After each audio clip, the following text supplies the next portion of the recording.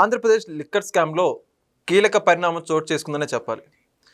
ఏదైతే ప్రస్తుతం ఈ యొక్క సిట్కి అధ్యక్షత వహిస్తున్నటువంటి రాజశేఖర బాబు గారు ఆంధ్రప్రదేశ్ పోలీస్ రాష్ట్ర డీజీపీ బాస్ అయినటువంటి హరీష్ కుమార్ గుప్తా గారిని కలవడం జరిగింది. 11 కోట్ల రూపాయల నగదు ఈ యొక్క లిక్కర్ స్కామ్ సంబంధించి బయటపడిన సందర్భంగా ఈ యొక్క డీజీపీని కలవడం సర్వత్రా ఉత్కంఠ నెలకొంది.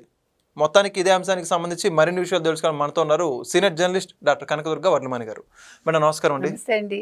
మేడం రోజుకు ఒక అప్డేట్ రావడం జరుగుతూ ఉంది లిక్కర్ స్కామ్లో. తాజాగా చూసుకుంటే ఈ అప్డేట్తో వైసీపీలో ప్రకంపనలు మొదలైనా చెప్పుకోవాలి. రాష్ట్ర పోలీస్ బాస్ అయినటువంటి హరీష్ కుమార్ గుప్తా గారిని సిట్ బాస్ అయిన రాజశేఖర బాబు గారు కలిశారు.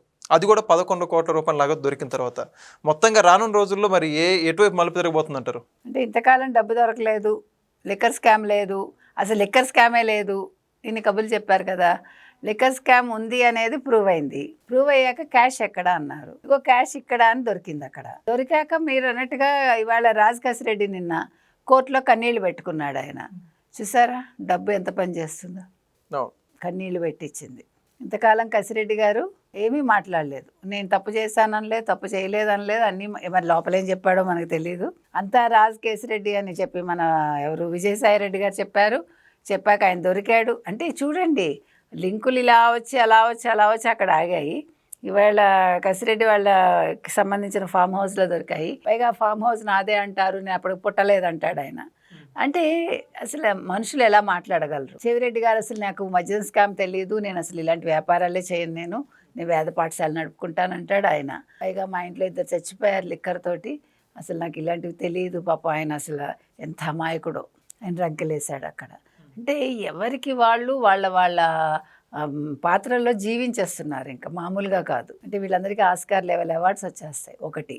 రెండోది, ఇవాళ రాజకేశ్రెడ్డి గారు ఏమన్నారంటే, మీరు ఆర్బీఐకి అవి చూపించండి, ఒకవేళ అది ఆ నోట్ల కట్టలు నావే అయితే నా వేలిముద్రలు ఉండాలి అన్నాడు. ఎంత అమాయకంగా అడుగుతున్నాడండి. వీళ్ళందరూ కూడా గుండెలు తీసిన బంట్లని దొరకనేవాళ్ళు. ఒక సినిమా కూడా వచ్చినట్టుంది, కృష్ణతో ఎవరితో నాకు గుర్తులేదు.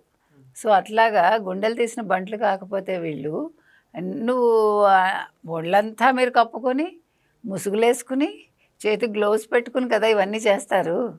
చేశాక మీరు మళ్ళా మా వేలి ముద్రలు లేవి అంటే వచ్చేస్తాయి అవి.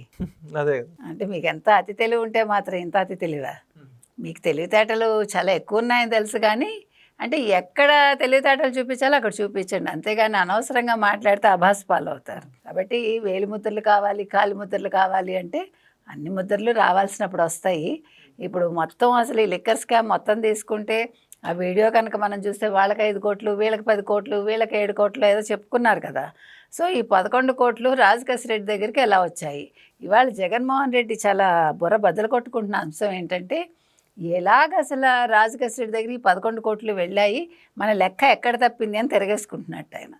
అంటే మనకు తెలియకుండా ఎలా దాచాడు ఈ రాజకేశ్రెడ్డి, అంటే మన ఎప్పుడు మోసం చేశాడు అని ఆయన లెక్కలు చూసుకుంటున్నాడు. సో ఈ 11 కోట్లు అనేది ఒక సినిమా తీయచ్చు మీరు. 11 కోట్లు లేకపోతే 11 crores అని ఒక సినిమా తీయండి, భలే హిట్ అవుతుంది. అంటే పెద్ద 2.5 గంటల అక్కర్లా, చిన్న షార్ట్ ఫిల్మ్ లాగా తీస్తే సూపర్గా వెళ్తుంది.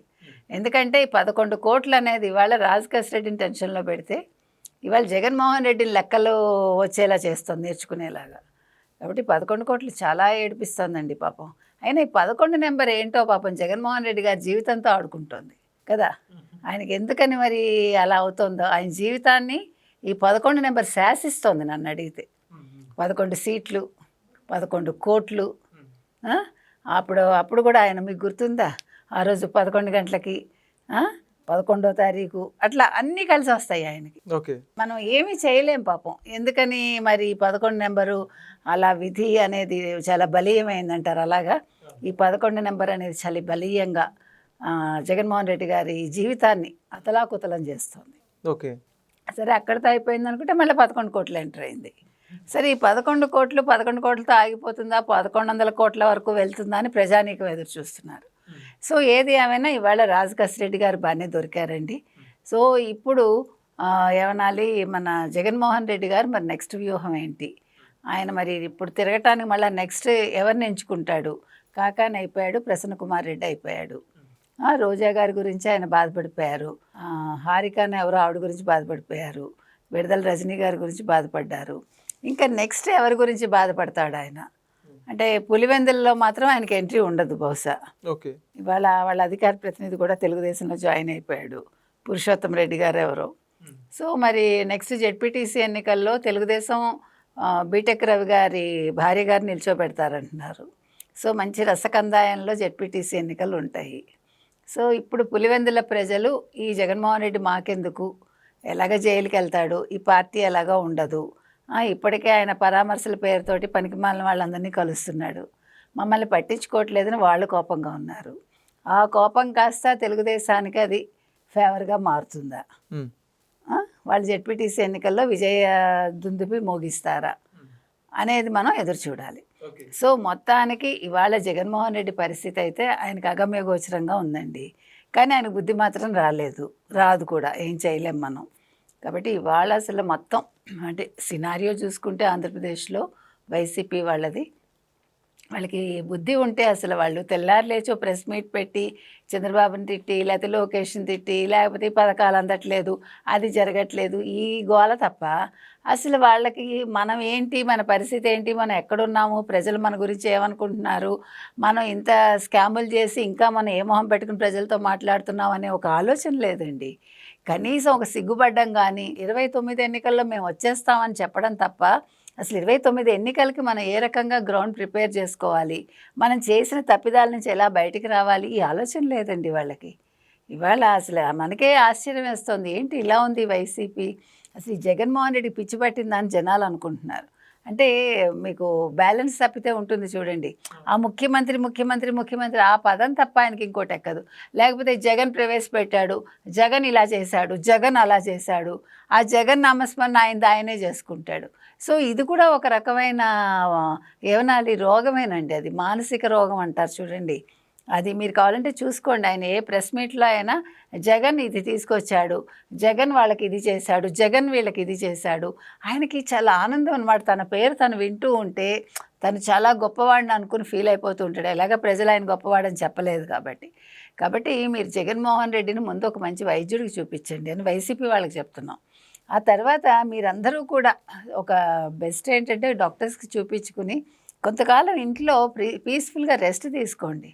యోగా చేయటం, తర్వాత ఇదేమంటాం మనం మెడిటేషన్ చేయటం, ఇలాంటి ఒక నెల్లాళ్ళు చేశాక బయటకు వస్తే కొంచెం వాళ్ళకు కూడా వాళ్ళ మీద వాళ్ళకు ఒక కాన్ఫిడెన్స్ వచ్చి ఓకే మనం ఇలా మాట్లాడకూడదు, ఇలా మాట్లాడాలి, ఎంతసేపు అధికార పార్టీని తిట్టడం కాదు, ఎంతసేపు పథకాల గురించి మాట్లాడటం కాదు, ప్రజల గురించి పట్టించుకోవాలి, ప్రజల గురించి మాట్లాడాలని ఒక అవగాహన వస్తుందండి.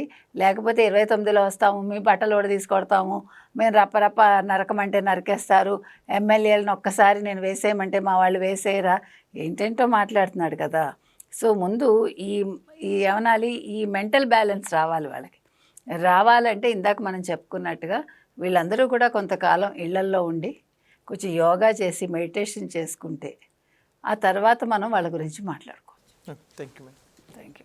Please subscribe to Leo News for more videos.